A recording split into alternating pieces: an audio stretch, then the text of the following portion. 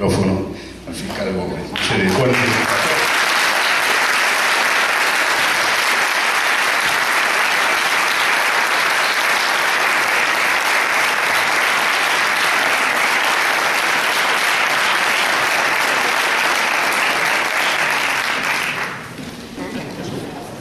y creo que el primer síntoma de desubicación era la foto esa y esta cara.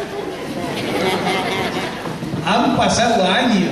Esa foto es cuando yo recién llegaba a Tucumán y tenía la primera causa penal contra Minera La Lumbrera.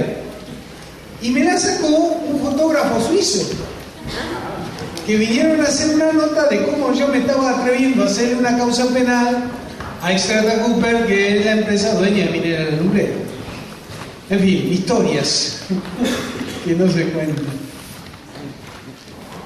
Le decía que estaba cambiando algún eje de la conversación porque en principio íbamos a hablar de la criminalización de la protesta social. Pero a raíz de algunas notas periodísticas y de algunos comentarios que hoy escuché en una radio local, creo que era el secretario de Recursos Hídricos de la provincia, hablando sobre los beneficios que tiene el tema de la minería en la provincia, el poco agua que se va a utilizar en una mina de uranio que se quiere hacer en la zona de Mina Ángela. Bajé del avión y escuchando esas noticias le digo a María Inés que vamos a la radio, FM del Mar, porque hay que salir a contestar esos temas. Me dieron la oportunidad, realmente, creo que el programa se llama 2.0 o algo así, y pude de alguna manera contar un poco esa experiencia que yo recogí como fiscal federal cuando estuve aquí. Yo soy nacido acá en Puerto Deseado, me he criado en toda la Patagonia, viví en Comodoro Rivadavia, ahí en la Loma, y conozco esta tierra bendita de punta a punta porque mi padre era bancario y nos trasladaban de un rincón a otro. He vivido en La Cera, en Ingeniero Jacobasi, en los lugares más perdidos, en Río Turbio. Y una de las cosas que aprendí en mi trabajo fue justamente empezar a investigar desde el derecho lo que en ese momento, y cuando yo recién arrancaba, eran los delitos ambientales. La primera causa penal por un delito ambiental yo la tuve con el empetrolamiento de 17.000 pingüinos que arribaron a Punta Tombo. No sé si alguno aquí peina canas como yo y se acuerda de ese momento, donde cantidades de chicos salieron a limpiar pingüinos en Punta Tombo, y esa fue la primera causa penal ambiental. ¿Y cómo es que la inicié?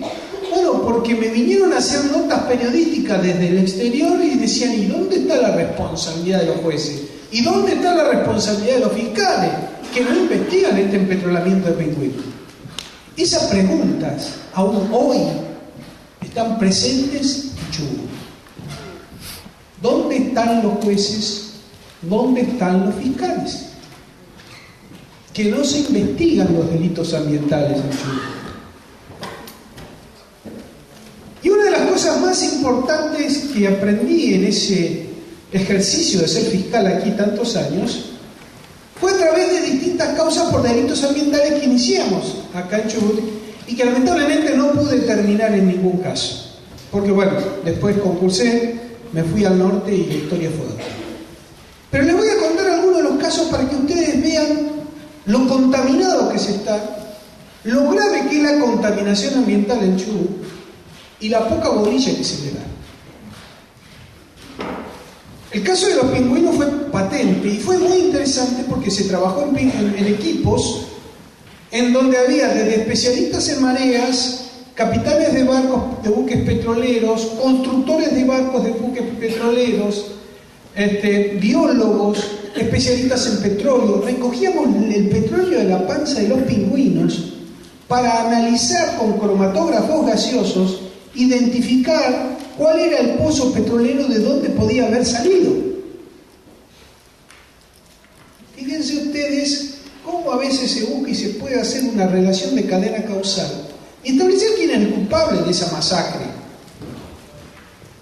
Otro caso interesante que se dio acá en Comodoro, que creo que salió en el diario Crónica en ese momento, es un caso caso de contaminación de moluscos por cromo en el arroyo La Mata.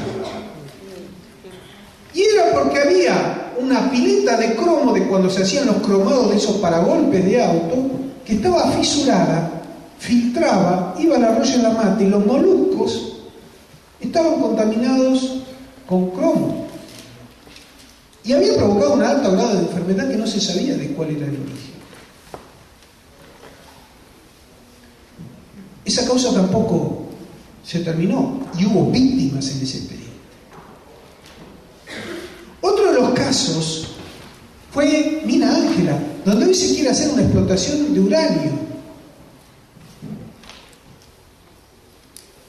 Mina Ángela era una mina de zinc muy abandonada que una empresa compró para cerrarla. Y a mí eso me llamó la atención. El cierre de una mina se llama proceso de remediación. A mí me llamó la atención porque yo dije, ¿una empresa que compre una mina para cerrarla? O son muy generosos o acá hay gato encerrado. Y en realidad había gato encerrado porque con un buen proceso de remediación, una empresa minera obtiene de los bancos internacionales dinero a tasa cero. Entonces, plata fresca y con eso compramos otra. Pero había que hacer un buen proceso de remediación. Y tenía que estar certificado por alguna autoridad. Y tenía que salir barato. El proceso de remediación consistió en meter todos los tanques, líquidos, etcétera, dentro de la mina, levantar un muro, tapar con tierra, y acá estamos todos muy bien. Y la provincia le dio un premio por el proceso de remediación. Y yo empecé a investigar la causa cuando un propietario, diputado provincial de la provincia de Río Negro, se le empezó a morir los animales.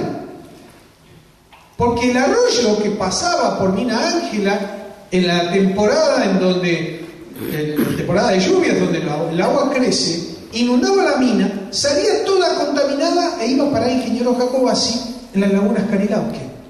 Los animales tomaban ese agua con todo tipo de metales pesados y quedaban ahí secos.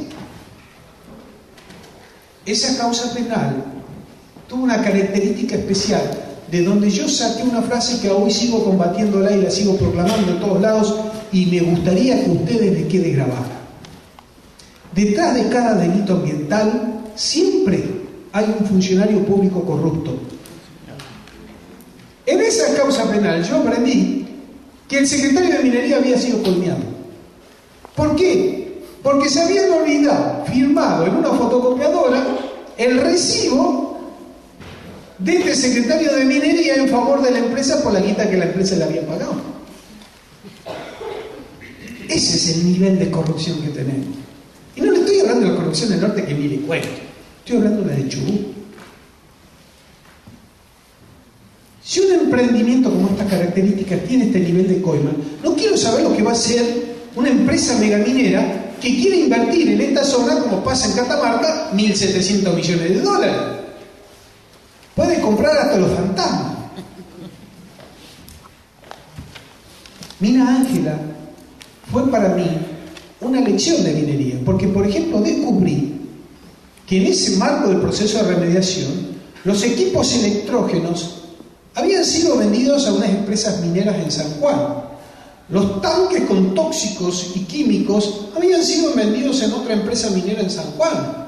No habían sido encerradas dentro de la mina. Claro que la venta era por $1. Y mandé a la gendarmería a hacer esas averiguaciones y por supuesto que no encontraron nada en ninguna de ellas. Estaban adentro, están hoy ahí adentro.